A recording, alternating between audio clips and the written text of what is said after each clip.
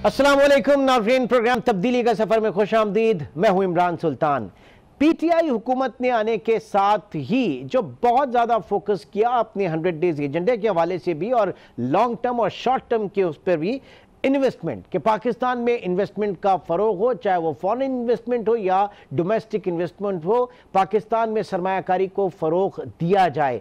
अब ज़ाहिर है कि 2015 से लेकर अब तक जो इनिशिएटिव्स थे जो हमारी पीपल्स पार्टी या नून लीग की हुकूमत ने भी किए और अब आगे पीटीआई के ऊपर भी जो है भारी जिम्मेदारी होगी। तो पिछली हुकूमतों में हमने देखा कि ease of doing business index जो है उनकी काबिशों के हवाले से इंटरनेशनली पाकिस्तान को एक्नॉलेज किया गया कि पाकिस्तान 11 नॉचेस बेहतर नंबर पर आया, यानी पाकिस्तान में सरमायाकारी और जो इन्वेस्टमेंट के या साथ ही साथ अगर आप बात करें के बीच में कारोबार शुरू करने के मौके हैं उसमें आसानी हुई है। तो यकीनन ये एक मस्बत पहलू है और एक मस्बत चीज जो है ये पीटीआई गवर्नमेंट को भी मिलेगी।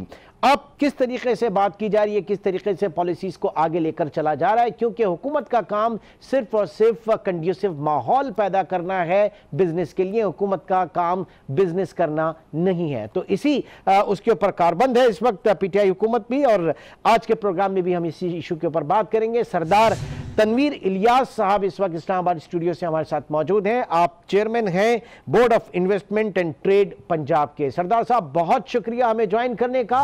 और कराची में डीएसएनजी लिंक पे हमारे साथ मौजूद हैं जुबैर मोतीवाला साहब, आप साबिक चेयरमैन रहे हैं बोर्ड ऑफ इन्वेस्टमेंट सिंध के। जुबैर साहब आपका भी बहुत शुक्रिया। सरदार तनवीर साहब आपसे मैं शुरू करता हूं। अभी 1 महीना ही हुआ है आपको ज्वाइन किए हुए, इस अहम मनसब पे आए हुए। इससे पहले आप जो है केयरटेकर गवर्नमेंट में भी उनको आपने जो है अपनी खिदमत अंजाम दी ना। आप खुद भी एक बहुत बड़े इन्वेस्टर हैं, एक बहुत बड़े सरमायाकार हैं। आप बताइए क्या ग्राउंड रियलिटी है इस वक्त पाकिस्तान में इन्वेस्टमेंट की, खुसूसन पंजाब में सरमायाकारी? बहुत शुक्रिया, आपने प्रोग्राम में मौका दिया आपने बात करने के लिए। देखिए पाकिस्तान की जो ओवरऑल इकॉनमी है इसके अंदर अल्हम्दुलिल्लाह बहुत बड़ा पोटेंशियल मौजूद है कि आप इसको दुनिया की जो 25-30 बड़ी इकानमीज़ हैं उसके अंदर आप इसको लेके आ सकते हैं। और स्पेशली पाकिस्तान के अंदर एफडीआई का बहुत बड़ा पोटेंशियल मौजूद है, लेकिन अनफॉर्चुनेटली माजी में उतना काम हो नहीं सका जितने काम करने की ज़रूरत थी। तो हम ये समझते हैं कि देखें प्राइवेट सेक्टर को आप इनकरेज करेंगे तो प्राइवेट सेक्टर आगे बढ़ेगा, फिर एफडीआई को आप अट्रैक्ट करेंगे तो फिर आपकी इकानमी के अंदर जान आएगी। तो उसके ऊपर हम अल्हम्दुलिल्लाह अभी कमिटेड हैं और हम ये चाह रहे हैं कि जी इस वक्त जो लोग यहाँ पे हमारे डोमेस्टिक इंडस्ट्री इस वक्त मौजूद है, जो बिज़नेस कम्युनिटी यहाँ पे मौजूद है, जो वो अपनी एक्सपेंशन करना चाह रहे हैं, अगर उनकी किसी जगह पे हैडल्स हैं या थी तो हम उसको इस वक्त चाह रहे हैं कि जी स्ट्रीमलाइन करें, और हमने उसके ऊपर काम शुरू कर दिया है। तो अल्हम्दुलिल्लाह लोग पॉजिटिव हैं, हम खुद भी अब क्या कॉन्क्रीट सर, क्या कॉन्क्रीट काम आपने किए हैं? पिछले 6-7 महीने हो गए हुकूमत को आए हुए भी और आप भी अब इसमें शामिल हैं। तो क्या कॉन्क्रीट ऐसे इकदाम किए गए जिससे डोमेस्टिक हमारी इन्वेस्टमेंट जो है वो बढ़े, सरमायाकारी बढ़े, बिलखुसूस पंजाब? देखिए पंजाब के अंदर इस वक्त तकरीबन हमारे 11 जो हैं वो इंडस्ट्रियल एरियाज़ मौजूद हैं, जिसके अंदर बहुत सारे ऐसे इंडस्ट्रियल एरियाज़ हैं जिसके अंदर लोगों को टैक्स हॉलीडेज या दूसरे बेनिफिट्स मौजूद हैं, लेकिन वहाँ पे छोटे छोटे इश्यूज़ थे जिनको एड्रेस नहीं किया गया। वहाँ पे कई इंफ्रास्ट्रक्चर के इश्यूज़ हैं, किसी जगह पे यूटिलिटीज़ के इश्यूज़ थे, तो डेवलपमेंट उस लेवल पे नहीं हो सकी। तो हमारा ये ख्याल है कि जो हमने अभी जो टारगेट किया है कि जो हमारे ये इंडस्ट्रियल एरियाज़ हैं जिस पे ज़्यादा तवज्जो नहीं दी गई या डेवलपमेंट नहीं हो सकी, तो हमने बिज़नेस कम्युनिटी के साथ इंटरेक्शन करते हुए कि जी आप क्या समझते हैं कि किस एरिए में ज़्यादा काम किया जाए, तो जहाँ जहाँ पे वो हाईलाइट कर रहे हैं हम उन इंडस्ट्रियल जोन्स के ऊपर फोकस कर रहे हैं। और इसके साथ हमारा ये ख्याल है जिस पे हम इमीडिएट हमने काम शुरू कर दिया है कि पंजाब के अंदर ये 11 इंडस्ट्रियल एरियाज़ काफ़ी नहीं है, यहाँ पे ज़्यादा पोटेंशियल मौजूद है। और हम इंशाल्लाह कोशिश ये करेंगे कि 6-7 जो है ऐसे इंडस्ट्रियल जोन लेके आएँ कि जिसमें ज़्यादा से ज़्यादा लोगों को अट्रैक्ट किया जा सके, हमारी लोकल जो इंडस्ट्री है बिज़नेस कम्युनिटी, और इसके साथ जो बाहर से आने वाले हैं उसके ऊपर हमने काम शुरू कर दिया है। इसके साथ जो लोगों के पाइपलाइन के अंदर इन्वेस्टमेंट प्लान थे उसको हमने अभी चैनलाइज करना शुरू कर दिया है। ज़ाती तौर पर मैं उसको देख रहा हूँ कि किसके कहाँ पे हर्डल्स थे। कोई अगर सीमेंट के अंदर आना चाह रहा है, टेक्सटाइल के अंदर आना चाह रहा है या ऑटोमोबाइल्स के अंदर आना चाह रहे हैं, तो उनको कैसे चैनलाइज किया जाए, तो उसको ज़ाती तौर पे हम देख रहे हैं।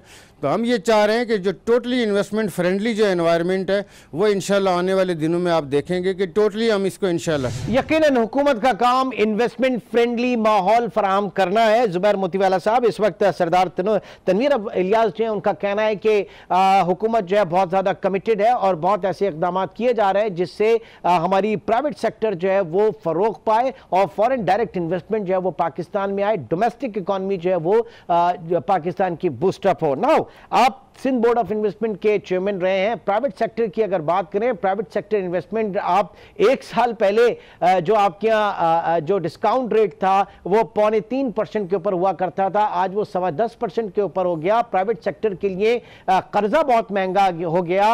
अब वो किस तरीके से एक्सपेंशन करेगा ना, हुकूमत की पॉलिसीज के ऊपर क्या कहेंगे आप, वाकई इन्वेस्टमेंट फ्रेंडली है? देखें, सबसे पहली बात यह है कि सबसे पहले तो मुबारकबाद पेश करता हूँ सरदार साहब को कि उन्होंने जो है ये मनसब संभाला है। ये बहुत बड़ा डिफ़िकल्ट टास्क है पाकिस्तान जैसी कंट्री के लिए, क्योंकि जब मैंने सिंध बोर्ड ऑफ इन्वेस्टमेंट जब मुझे दिया गया तो उस वक्त के जो वज़ीर आला थे कायब अली शाह साहब, उस वक्त कोई BOI नाम का कोई इदारा इधर नहीं था। उसको बनाया हमने, उसको फाउंडेशन हमने उसकी डाली और आज यहाँ तक ये पहुँचा है।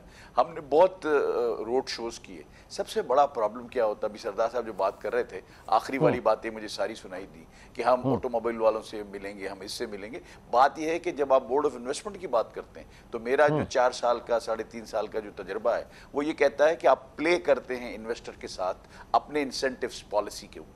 आप और आपकी इन्वेस्टमेंट पॉलिसी बेस करती है आपके यहाँ के माहौल पर और आप जो चीज़ें उनको दे सकते हैं, जिसमें सरे फहरिस्त जो है वो इंफ्रास्ट्रक्चर है। आप उनको गैस दे सकते हैं, आप उनको बिजली दे सकते हैं, आप उनको पानी दे सकते हैं। अब देखिए, ये जब हमारे पास एक ही एडवांटेज है इस मुल्क के अंदर, वो है कि अनस्किल्ड लेबर हम at a low cost provide कर सकते हैं अपने इन्वेस्टर को। इसके अलावा जब भी मैं गया रोड शो करके, जब वो लोग यहाँ मेरे पास आए और जब उन्हें मेरे साथ बैठे तो उन्होंने मुझसे पूछा आप जमीन देंगे? मैंने कहा बिल्कुल हम जमीन देंगे आपको। बोला गैस देंगे? मैंने बोला वो तो नहीं है, इंशाल्लाह देंगे। बिजली? बोला बिजली। मैंने बोला हम कोशिश करेंगे। तो कह रहे हैं कि आप मजाक कर रहे हैं हमसे।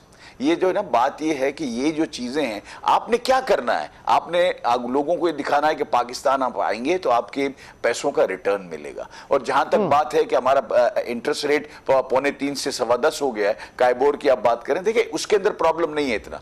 देखिए, आप इंटरनेशनल फाइनेंसिंग के जरिए बोरोइंग आप इंटरनेशनल लेवल पे कर सकते हैं। बेल जैसी कंपनीज और बहुत सारी कंपनीज है जो आपको लैंड करती हैं, जिसका रेट जो है वो बहुत लो होता है। आपको insurance guarantee, prime insurance guarantee देनी होती है, वो आपको पैसे आ जाते हैं। यहां पैसों का प्रॉब्लम नहीं है। आप ये देखिए, कोल के अंदर हमने इन्वेस्टमेंट लिया है ना, चाइनीज इन्वेस्टमेंट लिया है। कैसे लाया? क्योंकि कोल के अंदर वहां ना गैस चाहिए थी ना कोई बिजली चाहिए थी, तो इतना बड़ा इन्वेस्टर बिलियंस ऑफ डॉलर की इन्वेस्टमेंट में आ गए।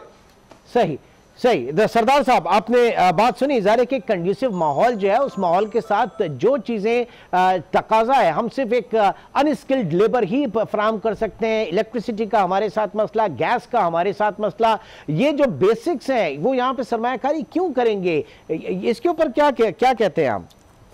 देखिए, पहले ज़ुबैर साहब की मुबारक के लिए बहुत शुक्रिया उनका। देखिए, इस चीज़ से हम बाखूबी आ गए हैं, चूँकि ज़ुबैर साहब का भी ताल्लुक बिज़नेस कम्युनिटी से है और मेरा भी बिज़नेस कम्युनिटी से। हम इस चीज़ से हम अच्छी तरह आगाह हैं कि बिजनेसमैन को अट्रैक्शन चाहिए होगी इलेक्ट्रिसिटी के हवाले से, वाटर के हवाले से, सुई गैस के हवाले से, और जहाँ जहाँ पे हम उनको मैक्सिमम इंसेंटिव दे सकते हैं तो वो हम जब तक नहीं देंगे तो वो अट्रैक्ट क्यों होंगे, वो चाहेंगे कि वो किसी दूसरी मार्केट के अंदर चले जाएं।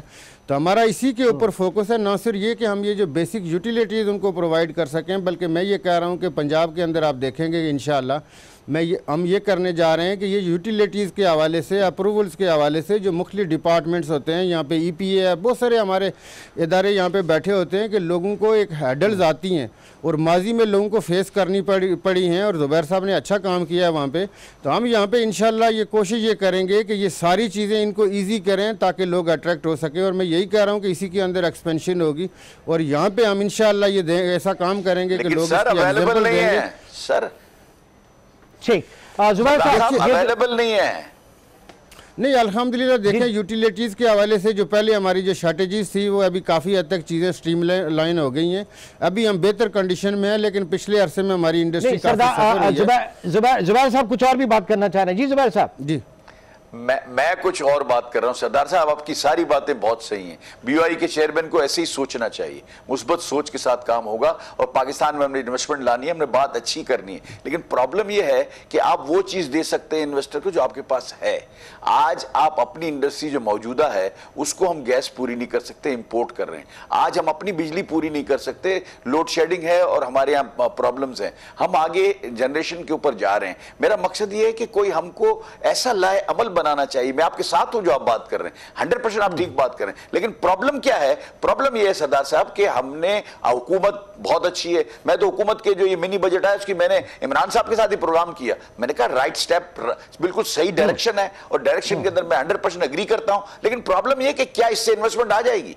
हमको सोचना यह है कि हमने किसी ऐसे, देखिए दुनिया के 172 ममालिक यहां मौजूद हैं, उसके पास क्या, एक न्यूयॉर्क में बैठा हुआ शख्स सोचता है कोई ऑफशोर इन्वेस्टमेंट का, तो उसके लिए पाकिस्तान किया या सऊदी अरब किया या थाईलैंड किया, तो वो तो जहां बेटर फैसिलिटीज होंगी वहां जाके वन विंडो ऑपरेशन जब तक आप नहीं करेंगे। देखिए सिंध हुकूमत ने नहीं किया, पंजाब हुकूमत इसको वन विंडो ऑपरेशन पे लेके जाए।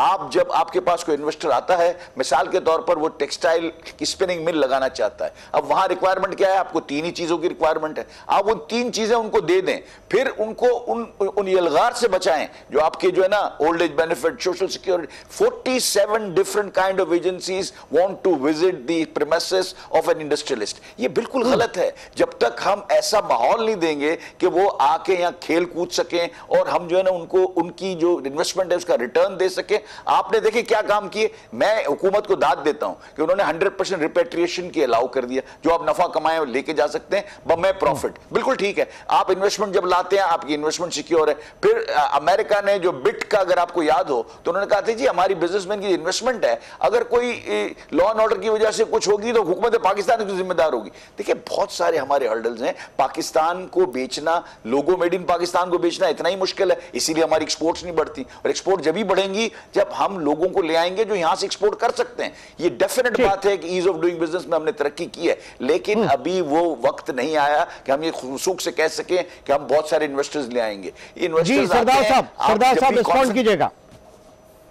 बिल्कुल जो जुबैर साहब कह रहे हैं वो ठीक कह रहे हैं, चूँकि उन्होंने बोर्ड के अंदर काम किया है 4 साढ़े 4 साल और माशाल्लाह बहुत जदोजहद की है। इसमें देखें हम, चूँकि वो भी आगाह हैं, मैं भी आगाह हूँ इस चीज़ से कि जो बाहर एक इन्वेस्टर बैठा होता है उसको सेम हमारे रीजन के अंदर दूसरी मार्केट्स भी उसके लिए ओपन होती हैं और उसको ये डिसीजन करने से पहले उसके पास ऑप्शन मौजूद होते हैं। हम इस चीज़ से आगाह हैं और हम ये समझते हैं कि यहाँ पे हमारे पास ये है कि जो बहुत सारे ऐसे आइटम्स हैं आपके कि जिसका आपको रॉ मटेरियल मौजूद है। बहुत सारे एरियाज़ ऐसे हैं कि जिसमें आपको लेबर जो है इस रीजन के अंदर आपको सस्ती पड़ती है, जो दूसरी जगहों पे शायद इतनी सस्ती अब नहीं रही है। तो इसमें यह है कि आपका बहुत सारा एरिया है जिसमें देखें हम वैल्यू एडिशन नहीं कर रहे। आप अगर कॉटन के अंदर गारमेंट्स में आप बांग्लादेश की अगर एक्सपोर्ट देख लें, जबकि वो हमसे और इंडिया से इंपोर्ट करने के बाद कितनी बड़ी वैल्यू एडिशन कर रहे हैं। तो हमारी जो टेक्सटाइल इंडस्ट्री है, हम इंशाल्लाह उनके साथ अभी हमने इंटरेक्शन शुरू कर दी है। हम इसको देखेंगे कि जी हम कपास पैदा करने के बाद भी इसमें उस तरह की वैल्यू एडिशन नहीं कर पा रहे, या जो उनकी डिफ़िकल्टीज़ हैं वो कैसे की जा सकती है। और बिल्कुल वो राइटली कह रहे हैं कि देखिए 2 चीज़ें, एक तो हमने एम्प्लॉयमेंट जी हाँ, एक प्रॉब्लम यह है कि हम अगर कॉटन भी एक्सपोर्ट करते हैं, रॉ कॉटन भी एक्सपोर्ट करते हैं, तो उसको अपने एक्सपोर्ट्स में शो करते हैं, हम वैल्यू एडिशन की तरफ नहीं है ना। प्रॉब्लम इज दिस कि इंपोर्ट को हमने बिल्कुल कर्टेल करने की कोशिश की, तो हमारी एक्सपोर्ट भी इंपोर्ट बेस्ड है। रॉ मटेरियल हम इंपोर्ट करते हैं और फिर जाके एक्सपोर्ट करेंगे। हम किस तरीके से वायबल हो सकते हैं, कॉम्पिटिटिव किस तरीके से हो सकते हैं कि आपके यहाँ मेन जो इनपुट कॉस्ट है वही इतनी महंगी है, किस तरीके से करेंगे आप? फिर देखिए इनपुट के हवाले से मैं तो चूँकि ये एग्जांपल अपनी बिजनेस कम्युनिटी के सामने हमने रखी है, चाइना की बहुत सारी एग्जांपल्स हमारे सामने मौजूद हैं कि जहाँ पे उसको हम बेहतर कर सकेंगे। जिस तरह अभी आपने मिनी बजट के अंदर देखा कि बहुत बिजनेस फ्रेंडली आया है, इसी तरह हम इंसेंटिव्स के हवाले से देखेंगे कि जो फर्दर उन लोगों के लिए हम इसको सब्सिडाइज कर सकते हैं या बेहतर कर सकते हैं, हम इंशाल्लाह इसको करेंगे। चूँकि 2 चीज़ें देखें, आपकी एक्सपोर्ट बढ़े बगैर आपका काम नहीं हो सकता और FDI आए बगैर आपका काम नहीं हो सकता। तो ये दोनों चीज़ें तब होनी है कि हम इसके लिए आसानियाँ करेंगे और उसके ऊपर हमने काम शुरू कर दिया है। और हम ये चाहते हैं कि जो आपकी एक्सपोर्ट है वो बहुत नीचे है, उसको जब तक आप ऊपर नहीं ले जा सकते, आप नहीं ले जाके जाएंगे, आपका फॉरेन एक्सचेंज नहीं आ सकता। और आपकी यहाँ पे क्या शराय तबादला, क्या एक्सचेंज रेट, क्या डॉलर को अप्रिशिएट करने से, करेंसी को 35% डिवैल्यू करने से जो कहा जा रहा था कि एक्सपोर्ट बूस्ट करेंगी, वो हुई क्या? देखिए, हमेशा से जब भी यहाँ पे करेंसी के हवाले से किया गया, कभी भी यहाँ पे टारगेट्स अचीव नहीं हुए हैं कि एक्सपोर्ट का सिर्फ, क्योंकि इसमें सिर्फ एक फैक्टर करेंसी वाला नहीं होता, बहुत सारे और फैक्टर्स भी इसके अंदर शामिल हो जाते हैं। लेकिन हमारी कोशिश ये होगी कि जो हमारे यहाँ पे जो आपका रॉ मटीरियल है, मैंने एक कपास की मिसाल दी, लेकिन बहुत सारे और आपके एरियाज़ हैं जिसके अंदर यही सिचुएशन है कि हम रॉ चीज़ें बाहर भेज रहे हैं, उसके अंदर वैल्यू एडिशन नहीं हो सक रही। उस वैल्यू एडिशन में कैसे उसको कन्वर्ट किया जाए, इंशाल्लाह वो हम देखेंगे, ताकि उसके प्रॉपरली जो फ्रूट है जो हमारे मुल्क का, हमारे सूबों का राइट है, वो हमें मिलना चाहिए। तो उसको हम देखेंगे कि जी वैल्यू एडिशन की तरफ हम जाए। प्लस जो बाहर की, हम चूँकि अगेन एंड अगेन मैं इसके ऊपर कह रहा हूँ कि FDI के बगैर हमारा गुजारा नहीं है, और उनके लिए जितनी आसानियाँ पैदा कर सकेंगे। देखें, हमने कहीं तो चेंज होना है, कहीं तो हमने मतलब है अपने आप को चेंज करना है, और उसकी तरफ हम बढ़ रहे हैं, और हमने वो डायरेक्शन रख दी है। और इंशाल्लाह आप आने वाले दिनों में देखेंगे कि इसके अंदर तब्दीली नजर आएगी इंशाल्लाह, कि हम उसके अंदर क्या इंसेंटिव दे रहे हैं। इसी इंसेंटिव्स को हम डिस्कस कर रहे हैं कि किस तरीके से पाकिस्तान की इकोनॉमी बूस्ट हो, और पाकिस्तान में फॉरेन इन्वेस्टमेंट है, पाकिस्तान में बैरूनी सरमायाकारी आए, और डोमेस्टिक यहाँ का जो इन्वेस्टर है वो जो है उससे हर्ट ना हो। एक छोटे से ब्रेक की तरफ चलेंगे। ब्रेक के बाद भी सरदार तनवीर इंडियास और जुबैर मोतीवाला साहब हमारे साथ मौजूद हैं। एक छोटे से ब्रेक के बाद दोबारा मिलते हैं। Welcome back. जुबैर मोतीवाला साहब, जो ब्रेक पे जाने से पहले बात हो रही थी कि गवर्नमेंट की उन पॉलिसीज की जिसमें वो इकोनॉमी को, बिलखुसूस एक्सपोर्ट्स को बूस्ट करना चाह रही है, क्या वो पे कर रही है? देखिए, मैं आपको बताऊं कि ये कोशिश बिल्कुल है, नजर आ रही है, आप इनकी कोशिश है, लेकिन प्रॉब्लम ये है कि कोशिश से सिर्फ नहीं होगा, आपको पॉलिसीज बनानी पड़ेंगी। मेरे 2-3 सजेशंस हैं अब मेरे तजर्बे के हिसाब से। देखिए, मैं ये समझता हूं कि फेडरल बोर्ड ऑफ इन्वेस्टमेंट और चारों सूबाई बोर्ड ऑफ इन्वेस्टमेंट, इनकी एक काउंसिल होनी चाहिए, और इनके जो प्रॉब्लम्स हैं उनको, जो फेडरल लेवल के जो प्रॉब्लम्स हैं, जैसे CCI की मीटिंग होती है, इसी तरह से ये मीटिंग भी होनी चाहिए। और इसके अंदर देखें, आपके चारों चीफ मिनिस्टर और प्राइम मिनिस्टर उसके बोर्ड के चेयरमैन होने चाहिए, और जितने बोर्ड के चेयरमैन हैं वो वाइस चेयरमैन होने चाहिए, although they will function as a chairman, but उस मीटिंग के हवाले से वो उनको होना चाहिए ताकि डायरेक्ट ओनरशिप आए, और ये बहुत जरूरी है। दूसरी बात ये है कि देखिए, मैं इसलिए ये बात कर रहा हूं कि हमारे कई प्रॉब्लम्स होते थे जो फेडरल के हवाले से होते थे। कोल के अंदर हम बड़ी इन्वेस्टमेंट लेके आए, वहां में जब अटका जिस जगह के ऊपर, वो ये थी कि जो है ना टैरिफ तय नहीं होता था। 2 प्राइम मिनिस्टरों को मैंने कैबिनेट में जाके प्रेजेंटेशन दी, बड़ी मुश्किल से जाके वो टैरिफ क्लियर हुआ, और आज आप देख रहे हैं कि इंशाल्लाह जुलाई के अंदर पहला पावर 650 मेगावाट निकलेगा कोल से, और बहुत सारे और इन्वेस्टर आ गए। लेकिन इसके बाद आप देखें कि लेकिन जुबैर साहब, सर मेरा एक सवाल कि ये जो कोल की आप बात कर रहे हैं, Sindh Engro coal mining company की, गालिबन उसी का आप तस्करा कर रहे हैं, SCCMC का, तो ये इसका फाइनेंशियल क्लोज हुआ, और जब ये CPEC में डला है तो इसकी इंटरनेशनल फाइनेंसिंग आपके पास है, अदरवाइज आपके पास सालों से इसके लिए फंड्स अवेलेबल नहीं थे। सर, इससे पहले 51% सिंध गवर्नमेंट ओनर है इसकी। इसके बाद 3 नए ग्रुप आ गए, सफायर, आपका ये जो होंडा वाले हैं वो, और लिबर्टी, 3 और आ गए जिन्होंने 10-10% लिया, और आज 4 और जो है ना आपके जो है ना ये कोल के जो एरियाज हैं वो अलॉट हुए हैं, और चाइनीज और आ रहे हैं, नई इन्वेस्टमेंट्स आ रही हैं। आप ये देखिए, बात ये है कि काम करने से हुआ ना, अगर हमने इसके ऊपर मेहनत की। आपको पता है कोल को क्या कहते थे पाकिस्तान का? देखिए, ये भी बोर्ड ऑफ इन्वेस्टमेंट का काम है कि जो एक इंप्रेशन पूरी दुनिया में है ना पाकिस्तान का, उसको चेंज करें। उसको चेंज कैसे करेंगे? हमने ये जो कोल था उसको कहते थे ये सल्फर वाला कोल है, हमने इसको दुनिया के अंदर उसको टेस्ट करवाया, उसकी टेस्टिंग के बाद मैं सिर्फ दूसरी बात मैं ये कहना चाहता हूं सर कि आज अगर आप एक्सपोर्ट के फिगर्स देखें, जिसकी बात सरदार साहब कर रहे हैं, जिसकी हमें जरूरत है, डॉलर के बगैर हम कुछ भी नहीं कर सकते। Current account deficit, trade account deficit खत्म होना चाहिए। इस मुल्क का जब भी इस्तेसाल खत्म होगा और एक हम डगर पे जाएंगे जिसको हम देखना चाहते हैं, उसकी मैं वजह ये बता रहा हूं। देखिए, कराची से 52% पाकिस्तान का एक्सपोर्ट होता है, फैसलाबाद से 18%, लाहौर से 22% और सियालकोट से 6%। अगर आप इसको अभी आदाद और शुमार को देखते हैं तो अब देखें, अगर फेडरल की ये मीटिंग्स हो रही होंगी तो हम क्या देखेंगे कि 52% एक्सपोर्ट कराची से हो रहा है, उनके क्या मसाइल है? अगर उनको हम 10% बढ़ाते हैं तो मुल्क का 5.2% बढ़ता है। मैं इसलिए, और इसी तरह के बहुत सारे मामला हैं, गैस के बाद GIDC का एक बहुत बड़ा सरदार साहब की रखते हैं जरा। सर, सरदार साहब, आप ये जो प्रोविंशियल और फेडरल बोर्ड ऑफ इन्वेस्टमेंट्स हैं, इनको इनकी एक joint platform council of common interest की तरह इस प्रपोजल को किस तरह से आप लेंगे? मैं समझता हूं कि जुबैर साहब ने बहुत अच्छी मिसाल दी है और उनकी बहुत अच्छी सजेशन है कि CCI से मिलता जुलता अगर मॉडल हमारा बोर्ड ऑफ इन्वेस्टमेंट्स का बन जाए तो जो आपके प्रोविंसेस के अंदर जो काम हो रहा होगा और जो वफाक के अंदर हमारा बोर्ड ऑफ इन्वेस्टमेंट काम कर रहा होगा, तो ये मिल के अगर करेंगे और बहुत सारी चीज़ें आएंगी तो ये इनकी बहुत अच्छी सजेशन है। और मैं इसको इंशाल्लाह अपने तय इसके लिए कोशिश ज़रूर करूँगा कि ये बन जाए। और इसके साथ जो मतलब है कि जो सूबों के अंदर चीज़ें डिफ़िकल्टीज़ हैं, बहुत सारी जगहों पे वो ठीक कह रहे हैं, टैरिफ्स के इश्यूज़ होते हैं, अप्रूवल्स के इश्यूज़ हैं। और फिर ये है कि हमने खुद भी अभी ये देखा, हम बाज़ प्रोजेक्ट्स के लिए हमने काम किया है, चूँकि वो PRA के अंडर नहीं आते थे, वो FBR के अंडर आते हैं।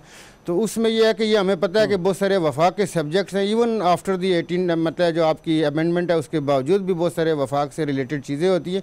तो मेरा ख्याल है कि अगर ये CCI मिलता जुलता मॉडल इनकी अच्छी सजेशन है तो हम इसकी कोशिश करेंगे कि ये बन जाए ताकि ये चीज़ें आगे अच्छे अंदाज से बढ़ें। और व्हाट अबाउट सॉवरेन गारंटी, क्योंकि हमने देखा कि IPPs के केस में सॉवरेन गारंटीज तक क्लेम होने आ गई थी इस मुल्क में, क्योंकि फाइनेंशियल क्लोज अगर हम बात करें जो इस वक्त कोल के हवाले से बात कर रहे थे, तो पाकिस्तान में ये कितना बड़ा इशू है इन्वेस्टमेंट के हवाले से इन्वेस्टर का?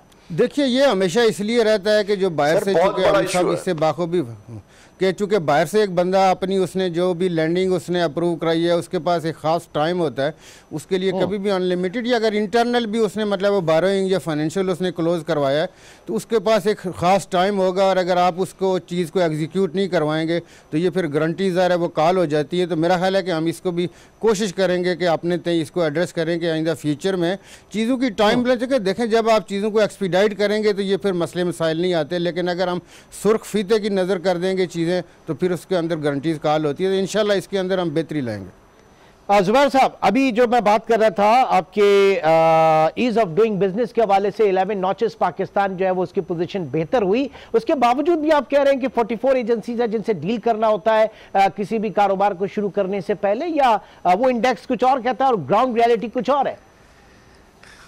देखिए, सरदार साहब बैठे हैं, ये खुद इंडस्ट्रियलिस्ट, इनसे पूछे जो मैं कह रहा हूं इसमें कोई बात गलत है, हम भुगत रहे हैं। देखिए जी, अभी भी यही हो रहा है। मेरा मकसद ये, इसके बाद अब मैं आपसे बात कर, देखिए इसको हमको चेंज क्या करना है, अब इस गवर्नमेंट को माइंडसेट चेंज करना है। आप देखें, अगर PIA में आप सफर करते हैं, जब मैनेजिंग डायरेक्टर कोई अच्छा आता है, चेंज होता है, तो आपको एरोस्टेस से बड़ी मुस्कुरा के बात करती है, और वैसे जो है ना वो प्लेट फेंक के चली जाती है। आपने दोनों देखा होगा और सब पूरे पाकिस्तान ने ऑब्जर्व किया होगा। तो देखें, एक आदमी से फर्क पड़ता है। मैं कहता हूं अगर इमरान खान साहब आए हैं, एक माइंडसेट BOI के स्टाफ का, BOI के मिनिस्टरों का, BOI के अंदर जो काम करते हैं तमाम लोगों का जो है ना एक स्टाइल चेंज चाहिए। हमको माइंडसेट को बदलना पड़ेगा कि हमने इस मुल्क में देखिए, आप किसी के जेब से चवन्नी नहीं निकाल सकते। आप अरबों डॉलर की इन्वेस्टमेंट की बात कर रहे हैं, तो आप उनसे जो कर्टेसी चाहिए पहले वो चाहिए, इसके बाद पॉलिसीज चाहिए, पॉलिसीज के बाद आपको बैकअप फीड चाहिए आपको। देखिए, जब उसके पास जब प्रॉब्लम आ जाए, जब वो ग्राउंड पे हमारे पास आ जाता है,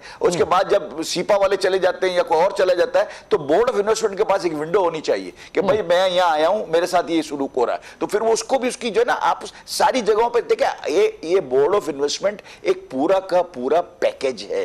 ये पैकेज जो है ना उस वक्त तक है जब तक आप कमर्शियल प्रोडक्शन इनिशिएट नहीं कर लेते। सर, उसी पैकेज के ऊपर बोर्ड ऑफ इन्वेस्टमेंट एक इदारा जो है, इसके ऊपर अगर मैं बात करूं, सरदार साहब एक जमाने में मिफ्ता इस्माइल साहब बोर्ड ऑफ इन्वेस्टमेंट पंजाब के चेयरमैन हुआ करते थे। फिर उसके बाद मुझे याद है कि बोर्ड ऑफ इन्वेस्टमेंट के सलीम मांडवी वाला जो है वो भी इसके चेयरमैन हुआ करते थे फेडरल के, और फिर प्राइवेटाइजेशन के हमारे मिनिस्टर हुआ करते थे आपके जुबैर उमर साहब, मोहम्मद जुबैर साहब। तो ये सारे लोग फिर सियासत में आ गए। तो क्या आगे चल के हम भी कुछ ऐसे देखें कि आप भी यहां से थोड़ा बहुत काम किया और जब चीजें फ्रूटफुल होने लगी तो आपको जो पॉलिटिकल साइड पे खींच लिया गया?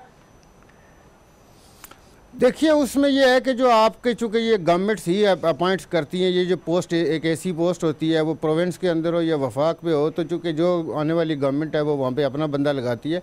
लेकिन मेरा ये ख्याल है कि देखें, जो सबसे बड़ी चीज़ है कि इदारों के अंदर जो काम होना चाहिए कि इदारे बनने चाहिए, और वो कोई भी सीटें लोग आने जाने वाले होते हैं, लेकिन इदारे के अंदर जो आप तब्दीलियाँ लेके आते हैं या कल्चर लेके आते हैं वो रहना चाहिए, और कोई भी आए जाए, चूँकि ये किसी की ज़ाती सीट होती नहीं है। तो मेरा ये ख्याल है कि हम जो पंजाब की हद तक जो मैंने बड़ा ओपनली वहाँ पे कहा है कि हम ये कोशिश करेंगे कि जी इदारा उस लेवल के ऊपर आ जाए कि जो वेलकमिंग होता है और जिसको जब बिजनेस मैन के साथ आप जो कमिटमेंट करते हैं वो पूरी हो रही हो और उसको वन विंडो सॉल्यूशन दे सकें, ना कि ये है कि वो एक जगह से दूसरी जगह जाए, दूसरी से तीसरी जाए और फिर इसी तरह वही जो हम फाइनेंशियल क्लोज और बैंक गारंटीज की बात कर रहे हैं हम चाहेंगे कि ऐसी रिफॉर्म्स हो जाएं कि ये चलें, लोग आते जाते रहें, लेकिन ये है कि उन इदारों की लोग मिसाल दें कि जी ये इदारे हैं और वो इदारे जब आप उनकी वेबसाइट के ऊपर जाएं तो हमारे इस रीजन के अंदर मोस्ट अट्रैक्टिव वो साइट्स होनी चाहिए और उसके ऊपर हम जो बात करें वो इंशाल्लाह। सरदार साहब आप हमारे साथ ही हैं, एक वीडियो परमिशन, एक छोटे से ब्रेक की कॉल है, ब्रेक के बाद दोबारा मिलते हैं। वेलकम बैक जी। जुबैर साहब क्या कहेंगे? मेरी जो ऑब्जर्वेशन थी, लोग आते हैं सर्व करते हैं लेकिन फिर वो सियासी सेटअप में चले जाते हैं, क्या कहेंगे? देखें जी, सियासत में कुछ ज्यादा अट्रैक्शन होगा इसलिए वहां चले जाते होंगे। मेरा कोई प्रोग्राम नहीं है, ना मुझे सरदार साहब को कोई ऐसा प्रोग्राम लगता है, अपने अपनी इंडस्ट्री चलानी है। लेकिन यहाँ जो है ना, अभी जो बात हमारी हो रही है ना, उसमें एक बात मैं जरूर करना चाहता हूँ कि देखिए इदारे वो चलते हैं जिनकी रिट होती है। आप सरदार साहब को या जो यहाँ सिंध में बैठे हैं उनको अपनी रिट पैदा करनी होगी। इसका मतलब क्या है कि अगर मैं कॉमर्स मिनिस्ट्री को ये लेटर लिखता हूं कि ये आपकी मिनिस्ट्री में ये प्रॉब्लम हुआ और मेरा इन्वेस्टर इससे ये सफर हो रहा है, इसको आप मुझे इसका रिजॉल्व करें या मुझे इसके जवाब दें ताकि मैं ऊपर जाऊं, ये विदिन 7 डेज मुझे जवाब मिलना चाहिए। ये अगर जब तक नहीं करेंगे, खाली बैठकर हम बीओआई के चेयरमैन बन जाएंगे, कोई फायदा नहीं होगा। इस मुल्क को जब फायदा होगा जब हम फाइनेंस मिनिस्टर को लिखें या किसी को लिखें। ये हमारी बीओ बोर्ड ऑफ इन्वेस्टमेंट वो इदारा होता है जो सबसे इंपॉर्टेंट इदारा है इस मुल्क का। अगर आप उसके साथ क्लियर कट पॉलिसीज लेके नहीं चलेंगे और अपने इन्वेस्टर को ब्लैक एंड व्हाइट में जवाब देने की कैपेबिलिटी नहीं लेके आएंगे through government, through the hierarchy of the government, ये नहीं हो सकता। इसको करने के लिए बहुत ज्यादा जरूरत है। सरदार साहब टूरिज्म को देख लेना, टूरिज्म में तो कुछ नहीं चाहिए। ठीक है सरदार साहब जो बात कर रहे हैं जुबैर साहब, और जाहिर है कि वो उसको अगर इस तरह से रखें कि सरदार खान साहब ने हमेशा बात की इदारों की रिट की, इदारों को खुद मुख्तार बनाने की। एक जमाना होता था काउंसिल ऑफ ये आपका कंपटीशन कमीशन ऑफ पाकिस्तान जो है बहुत एग्रेसिव आगे होता था और ये जो आप देखते थे कि मार्केट में डिसेप्टिव मार्केट जो प्रैक्टिसेस होती थी उनके ऊपर बड़े फाइन होते थे, बहुत चीजें होती थी। साथ साथ सिक्योरिटीज एंड एक्सचेंज कमीशन को भी हम बड़ा फाल देखते थे। अब वो चीजें नहीं है, ये किधर गए सारे इदारे जब इदारों के इख्तियारात की बात की जाती है? जी वो ठीक कह रहे हैं। उसमें देखें ये है कि यही जो हम बात कर रहे हैं कि चूंकि प्राइम मिनिस्टर साहब की ये कमिटमेंट है कि आप इदारों को इंडिपेंडेंट रखें और उनको किसी भी तरह का प्रेशर से बाहर रखें, और इसके साथ जो इम्पॉर्टेंट चीज़ है कि जो बोर्ड ऑफ इन्वेस्टमेंट है इसके पास इतनी पावर्स होनी चाहिए कि वो लोगों के जो इश्यूज़ हैं उनको खुद रिजॉल्व करे। अगर उनके रिकमेंडेशन को वो दूसरी किसी मिनिस्ट्री में जाके 2 महीने या 3 महीने अगर उसका कोई सोल्यूशन नहीं निकलता या वो फाइल वहाँ से गायब हो जाती है या मिलती नहीं है या 3 महीने बाद उसका जवाब आता है, तो ये हम ये जो वन विंडो की बात कर रहे हैं कि जी यहाँ पे हम पंजाब के अंदर ऐसे रिफॉर्म्स करेंगे कि ये वन विंडो सोल्यूशन मिले और लोग जब वहाँ पे आएँ तो उनके इश्यूज़ वहाँ पे रिजॉल्व हों। हाँ अगर कोई दूसरा इदारा है उसको रिकमेंडेशन गई है तो वो बिल्कुल उनके लिए एक प्रिस्क्राइब टाइम हो, उसके अंदर वो उसको जवाब दें और वो बताएं कि उसको वो उसके ऊपर क्या उन्होंने मतलब हल निकाला है उसका। ये चीज़ें बुनियादी हैं, चूँकि जो बोर्ड ऑफ इन्वेस्टमेंट्स हैं वो सेंटर में हो या प्रोविंसेस के अंदर हो, जब तक आप उनके पास ये इख्तियारात नहीं देंगे और ये रिफॉर्म्स नहीं होंगे तो इन्वेस्टर ट्रस्ट नहीं करेगा। तो ये हमारी कोशिश यही है कि इंशाअल्लाह के इदारों के अंदर रिफॉर्म्स आएँ और हमारा जो पंजाब के अंदर board of investment and trade है कि उसके अंदर एटलीस्ट हम ये सारी रिफॉर्म्स लेके आएँ कि लोग उसके ऊपर हमारी जो लोकल बिजनेस कम्युनिटी है वो भी एतमाद कर सके और जो बाहर से आने वाले हैं वो भी कहें जी इन्होंने अगर ये हमें कहा है तो ये इंशाल्लाह इस टाइम के अंदर ये हमारे जो फैसिलिटेशन है वो यहाँ से होगी। ठीक, अब बताइएगा एग्रीकल्चर और लाइव स्टॉक पे आप कितना पोटेंशियल देख रहे हैं, उसके लिए उसको टैप करने के लिए क्या किया जा रहा है पंजाब में?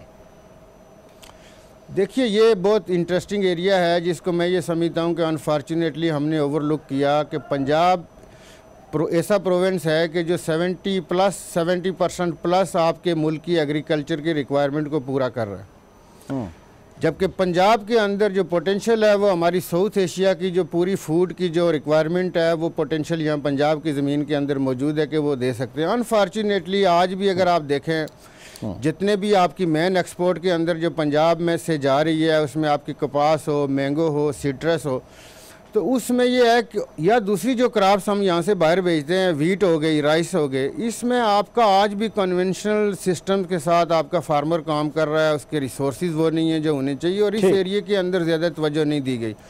मेरा ये ख्याल है कि आज बाहर भी बहुत बड़ी कंपनियां हैं, इसके अंदर दिलचस्पी भी ले रही हैं, हमारे साथ अभी वो मुलाकातें भी कर रही हैं। हमें इसको मैकेनाइज करना होगा, इसको आगे लेके जाना होगा। और अगर आप लेकिन आपका फार्मर सर कुछ ये भी देखिएगा कि एग्रीकल्चर सेक्टर 21% कंट्रीब्यूशन है जीडीपी में, और टैक्स टू जीडीपी में 1% भी नहीं है। तो जरा इसको भी देखिएगा कि उस सेक्टर को फरोग दे देकर, उससे रिलेटेड लोगों को फरोग दे देकर वो नेशनल इकोनॉमी के अंदर भी वो आए। जुबैर साहब सही कह रहा हूं मैं?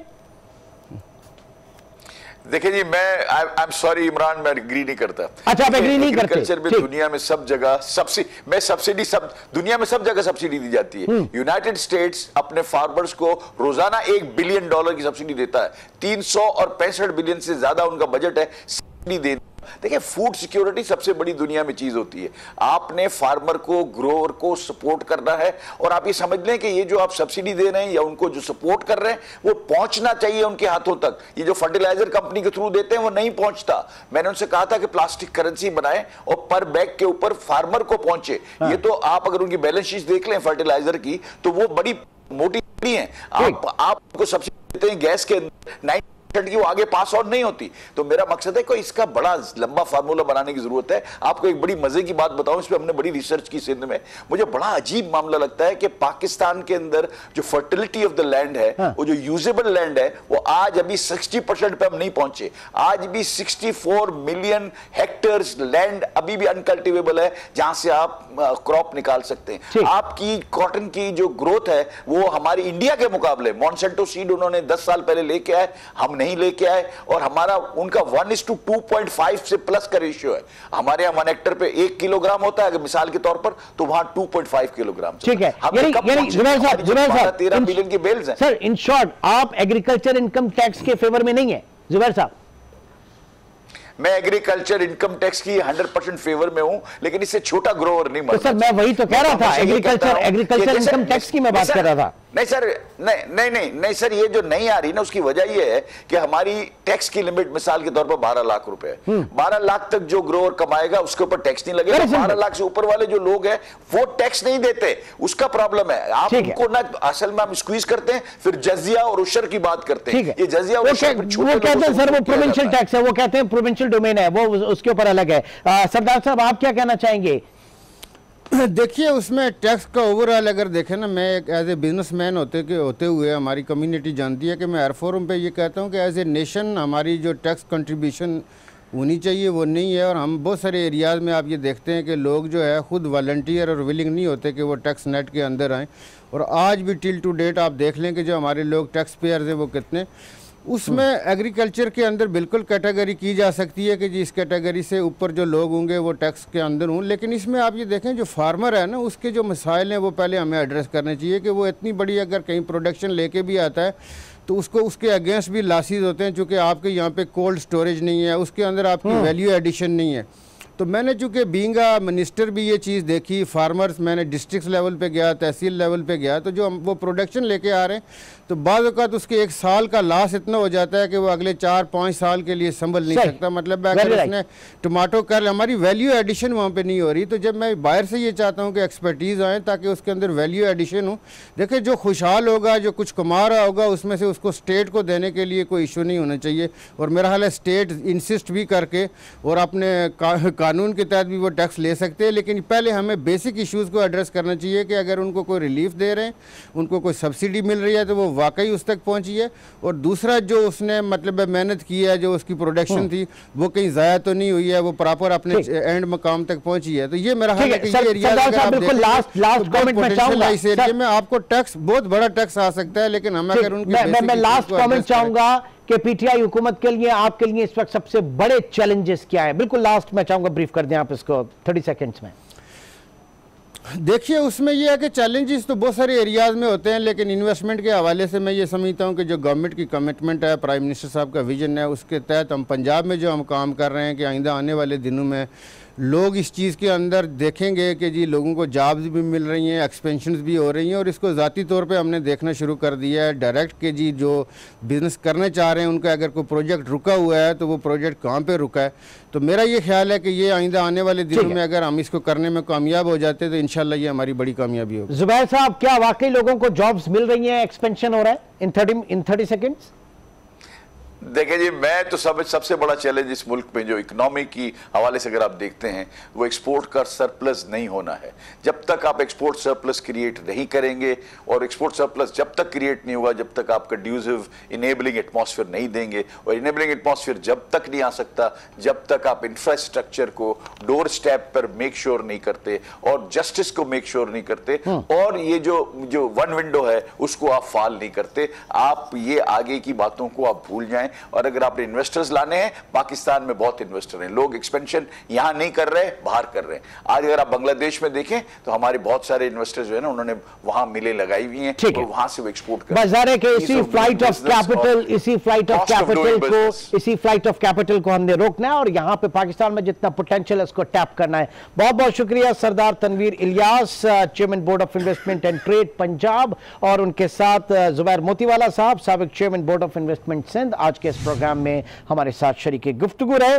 नाज़रीन, इंशाल्लाह अब आपसे मंडे मुलाकात होगी। अपना बहुत ख्याल रखिएगा। अल्लाह हाफ़िज़।